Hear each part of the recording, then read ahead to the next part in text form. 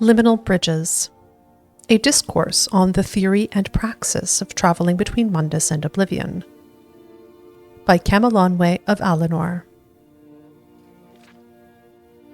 Transliminal passage of quickened objects or entities without the persistent agency of hyperagonal media is not possible, and even if possible, would result in instantaneous retromission of the transported reference.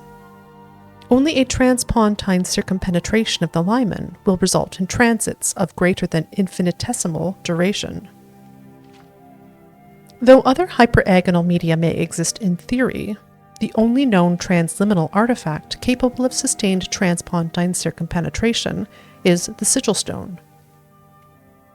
A sigil stone is a specimen of pre-mythic quasi-crystalline morpholith that has been transformed into an extra-dimensional artifact through the arcane inscription of a Daedric sigil. Though some common morpholiths like soul gems may be found in nature, the exotic morpholiths used to make sigil stones occur only in pocket voids of Oblivion and cannot be prospected or harvested without Daedric assistance. Therefore, since both the morpholiths and the Daedric sigils required for hyperagonal media cannot be obtained without traffic and commerce with Daedra lords, it is necessary that a transliminal mechanic cultivate a working knowledge of Conjuration, though purpose-built enchantments may be substituted if the mechanic has sufficient invocatory skill. Traffic and commerce with Daedra lords is an esoteric but well-established practice, and lies outside the compass of this treatise. Presuming a sigil stone has been acquired, the transliminal mechanic must first prepare the morpholith to receive the Daedric sigil. Let the mechanic prepare a chamber, sealed against all daylight and disturbances of the outer air, roofed and walled with white stone and floored with black tiles. All surfaces of this chamber must be ritually purified with a solution of void salts in ether solvent. A 4-square table shall be placed in the center of the room, with a dish to receive the morpholith.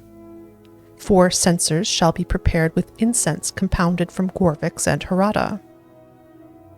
On the equinox, the mechanic shall then place the morpholith in the dish and intone the rites of the Book of Law, beginning at dawn and continuing without cease until the sunset of the same day.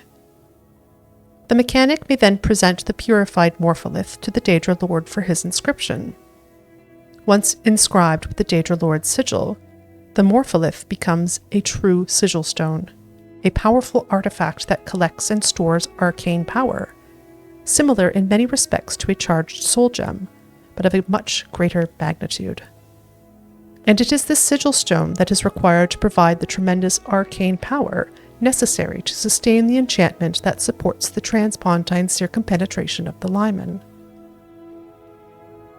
To open a gate to Oblivion, the mechanic must communicate directly, by spell or enchantment, with the Daedra lord who inscribed the sigil stone in question. The Daedra lord and the mechanic jointly invoke the conjurational charter, and the mechanic activates the charged sigil stone, which is immediately transported through the liminal barrier to the spot where its sigil was inscribed, thus opening a temporary portal between Mundus and Oblivion. This portal may only remain open for a brief period of time, depending on the strength of the liminal barrier at the chosen spots, several minutes being the longest ever reported, so the usefulness of such a gate is quite limited. 1. Interested students are invited to consult the works of Albrecht Theophanes Bombidius and Galerion the Mystic for the fundaments of this discipline.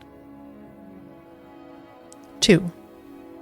Recommended examples of the conjurational charter may be found in Therion's Book of Most Arcane Covenants, or Rowley Bala's 11 Ritual Forms.